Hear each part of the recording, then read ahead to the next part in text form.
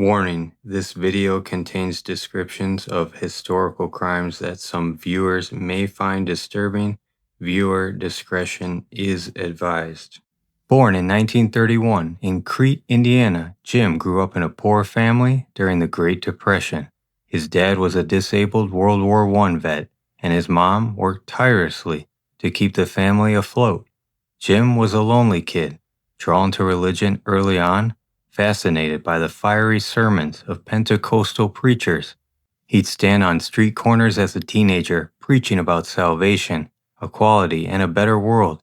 Sounds like a passionate young dreamer, right? Well, hold that thought.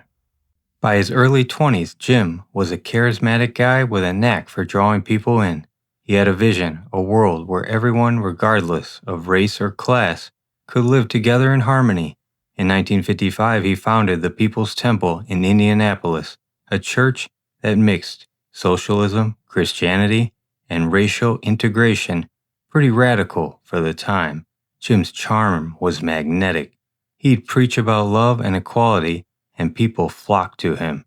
Black, white, rich, poor. He adopted kids from different backgrounds, calling them his rainbow family, and his church grew fast. But there was a shadow side. Even early on, Jim craved control. He'd staged fake healings to wow his followers, claiming he could cure cancer by laying hands on people. Spoiler, it was all theater. Chicken livers and sleight of hand. As the People's Temple grew, so did Jim's paranoia. By the 1960s, he was preaching about impending nuclear apocalypse, convincing his followers to move to Northern California, specifically Ukiah, which he thought was safe from fallout. The temple set up shop, and Jim's message of communal living and social justice kept pulling people in. By the 1970s, the group had thousands of members, with big hubs in San Francisco and Los Angeles. Jim was a rock star in his world, rubbing elbows with politicians, getting praise for his progressive beliefs. But behind the scenes, things were getting dark. Jim wasn't just a preacher. He was a manipulator. He demanded total loyalty. Members had to sign over their homes, bank accounts, even their kids' custody to the temple. He'd hold marathon services, sometimes 12 hours long, where people were pressured to confess their sins publicly. If you stepped out of line, you'd face discipline, humiliation, beatings, or worse. Jim called it family correction. He also started sleeping with followers, claiming it was spiritual bonding. Yeah, it was as creepy as it sounds. He'd record these encounters, using them as blackmail to keep people in line. And drugs? Jim was popping amphetamines like candy, which didn't help his growing paranoia or megalomania. By the mid-1970s, the temple was under scrutiny. Ex-members started talking to the press, spilling secrets about abuse, financial scams, and staged miracles. A 1977 article in New West magazine blew the lid off, detailing how Jim was running a cult, not a church. Panicked, Jim decided it was time to bolt. He'd been dreaming of a utopian commune far from prying eyes, and he'd already scouted a spot, a remote patch of jungle in Guyana, South America. In 1974, he'd leased 3,800 acres from the Guyanese government, calling it the People's Temple Agricultural Project, or Jonestown. By 1977, he and nearly 1,000 followers, mostly poor, black, and fiercely loyal, made the move. Jonestown was sold as paradise. Jim promised a socialist utopia, free food, housing, and healthcare, all in a lush tropical setting. But the reality? Brutal. The commune was a muddy, overcrowded work camp. People toiled 12-hour days in scorching heat, building homes and farming, often on meager rations.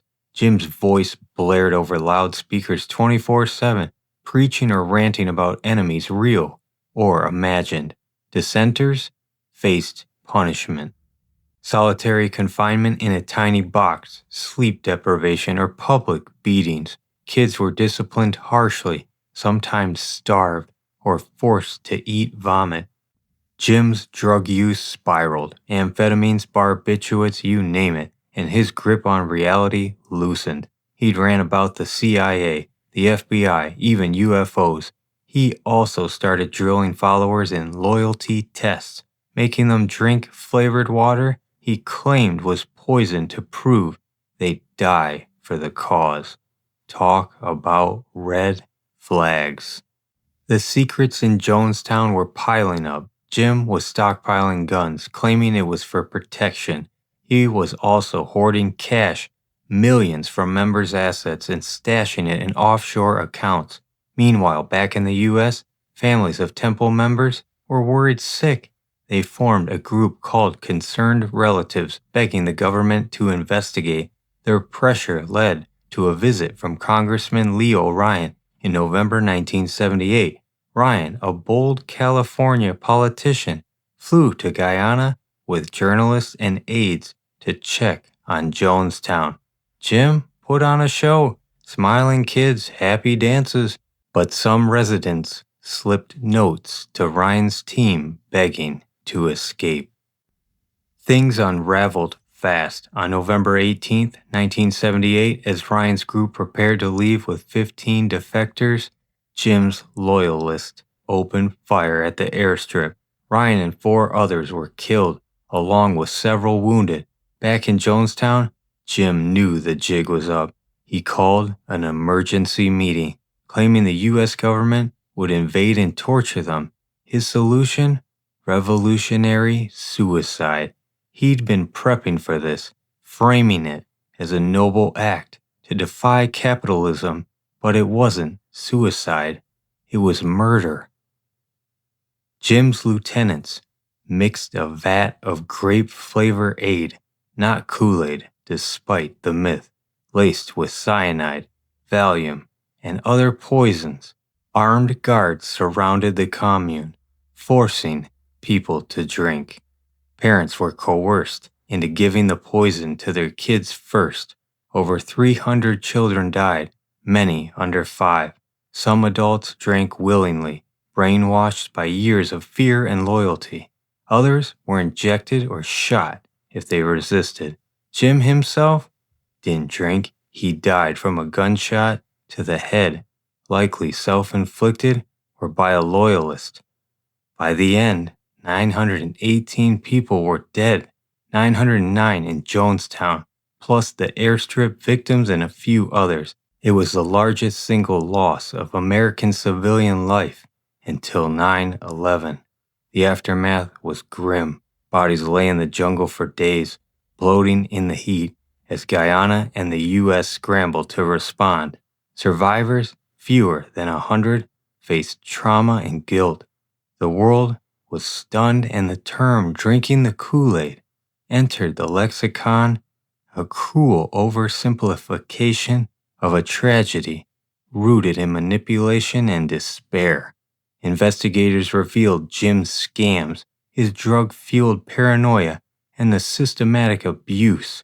The People's Temple collapsed, its remaining members scattered. So how did it start? With a charismatic dreamer who promised equality but craved power. How did it end? With a betrayal of trust, so profound it's still hard to fathom. Jonestown wasn't just a cult gone wrong, it was a warning about unchecked control, blind loyalty, and the fragility of hope in the wrong hands.